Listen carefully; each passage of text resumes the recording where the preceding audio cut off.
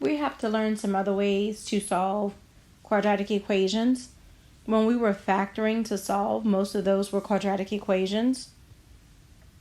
And so ax squared plus bx plus c equals 0. This is one way that we write our quadratic equations.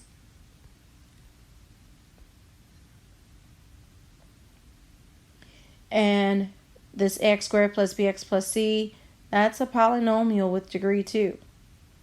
So when we see that, we know we have a quadratic equation. One way we can solve these is by using the square root property. And so what the square root property says is if you have something being squared, like x squared equals something, to get the answer, it would just be that x would just be the square root of a with a plus or minus in front of it. Basically, all it means is to get rid of the square, you take the square root of both sides. When we had the radical, if we had a square root, we were squaring it. Now we're doing the reverse. We have a square and we're taking the square root. And then the other side of the equal sign, we put a plus or minus. So plus or minus is going in front of the number. We need to remember that 4 squared is equal to 16, and also negative 4 squared is equal to 16. That's why when we have x squared equals 16, we end up with two answers, a 4 and a negative 4. Okay, that's why we have to have that plus or minus. So the square root property, and again, this is just one way to solve these quadratic equations, other than factoring. For that square root property, we're going to look for our x to be all encased inside with the square on top. We're not going to find our x anywhere else.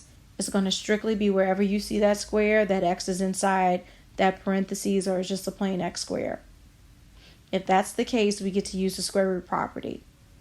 And so that whole thing with the parentheses with the square on it, we want it by itself, and then everything else on the other side.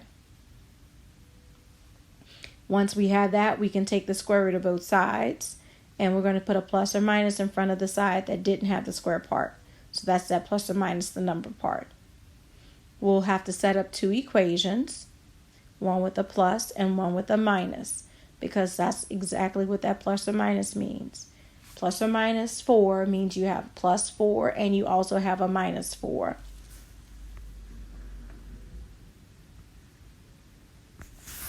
So that when we said x was 4 or negative 4, you could also write x is plus or minus 4. And then that'll give us two equations to solve. And we'll solve each of those equations. So here's our first example. It specifically tells us to use the square root property to solve. So this is the method I have to use. If I'm not told what method, then I have some free reign and I can kind of decide. But here they're telling me, use the square root property. So I have to get the squares on the x, just like I need it. So I need this x squared by itself. So I move the 8 to the other side by adding 8 to both sides. Then I'm going to divide both sides by 2.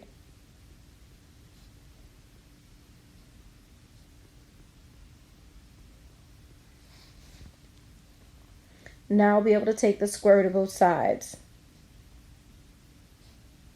And when I take it on the other side, I do a plus or minus in front of that square root. The square root of a square gives me just whatever was on the inside. I have plus or minus the square root of 4.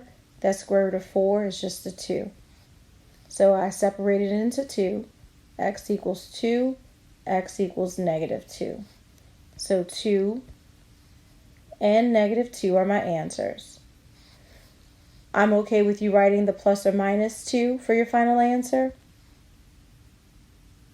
because there's nothing to clean up. So I'm okay with that, or you could do 2 comma negative 2.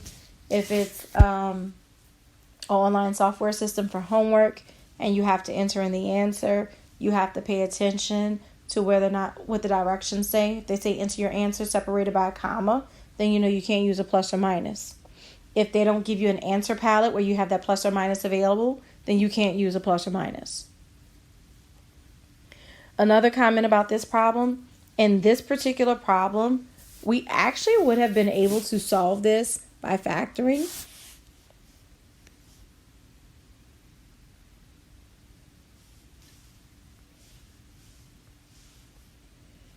And we could have factored out the 2 because it's the GCF. And then we would have had a difference of squares. And the 2 we wouldn't bother setting equal to 0 because it doesn't have a variable. And we would have gotten our same answers.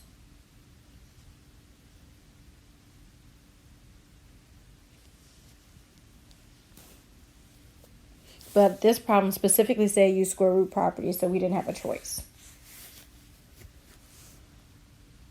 Let's look at some more examples.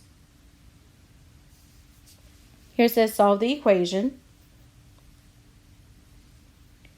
Didn't tell us how, just said solve. On number 1, we have 3p squared minus 36. I'll give you a hint and save you some trouble. You cannot factor that the way we've been factoring it to solve it.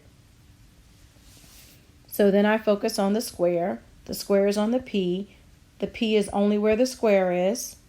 So that tells me that I'm in good shape to use that square root property. So that means I need the square part by itself. The square is just for the p, so I need p squared by itself. The square part is just for the p, so I need p squared by itself. So the first thing I will do is add 36 to both sides. I have 3p squared minus 36, so I want to add 36. So I will have 3p squared equals 36. Now I can divide both sides by 3. That 3 is not getting the square, so it has to move. It would need to be in parentheses for that square to belong to the 3. It's not in parentheses. The square doesn't belong to the 3. I have to move the 3. It's attached by multiplication. I have to divide. So now I have p squared equals 36 over 3 is 12. Now I can take the square root of both sides and use the plus or minus in front of the other side. So square root of p squared equals plus or minus square root of 12. Square root of p squared equals p. P equals plus or minus square root of 12. So I will have p equals the positive 12 and the p equals the negative square root of 12. I have to clean up square root of 12.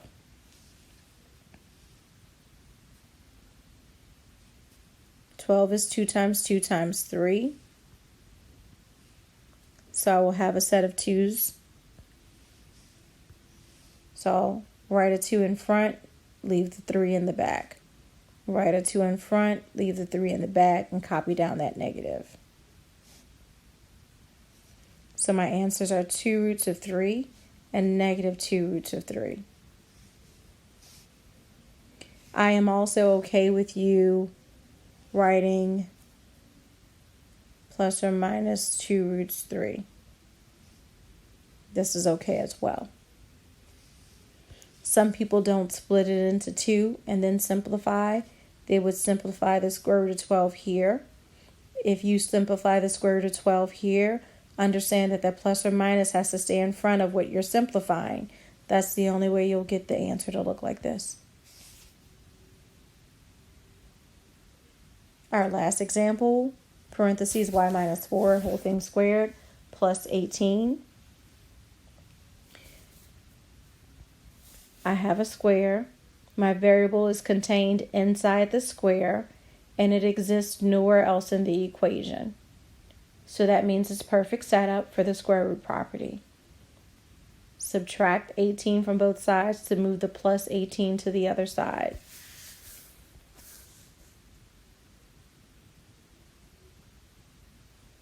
So y minus 4 whole thing squared is equal to a negative 18. Now I can take the square root of both sides the square root of the y minus 4 whole thing squared is equal to plus or minus the square root of negative 18.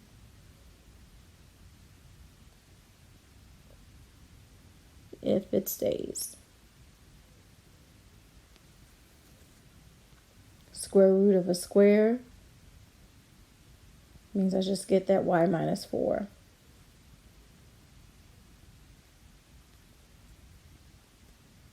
That's equal to plus or minus the square root of negative 18.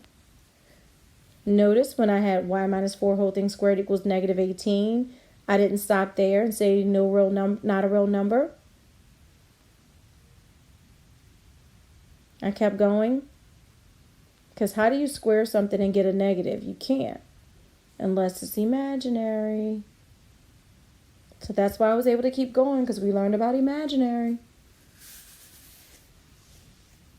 So now I have two equations.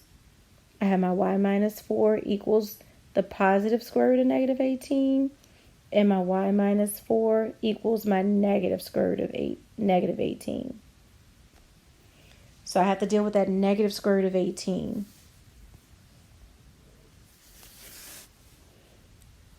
Well, I know I'm going to have an I because it's the square root of a negative. And 18 is 2 times 9.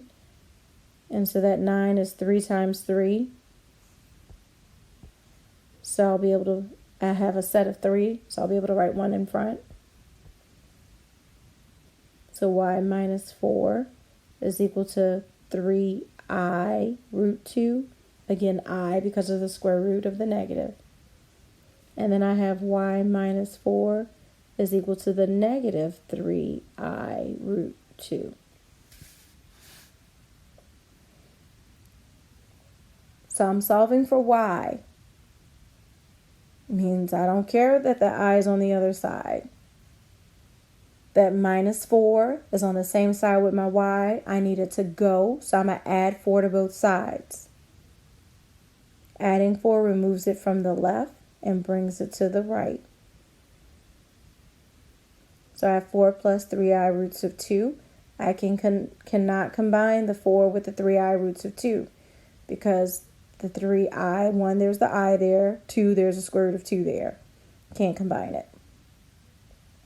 On the other equation where I have y minus 4 equals negative 3i squared root of 2, I'm going to do the same thing. I'm going to add 4 to both sides, except this time I'm going to have 4 minus 3i roots of 2. And that will give me my two answers, 4 plus 3i roots of 2 and 4 minus 3i roots of 2. I'm okay with you writing your answer as 4 plus or minus 3i roots of 2. In fact, some of y'all, and this is only if you're comfortable, when you have this, y minus 4 equals the plus or minus square root of negative 18, when you get a little used to it and a little comfortable, some people do y minus 4 equals, they'll clean up that plus or minus square root of 18 there to get 3i square roots of 2. And then they'll add 4 to both sides here.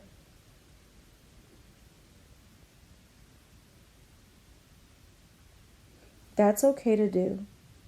The only thing you have to make certain is if you're doing that when you're solving these, that you take the time to make certain you cannot combine what's in front of the plus or minus with what's behind the plus or minus.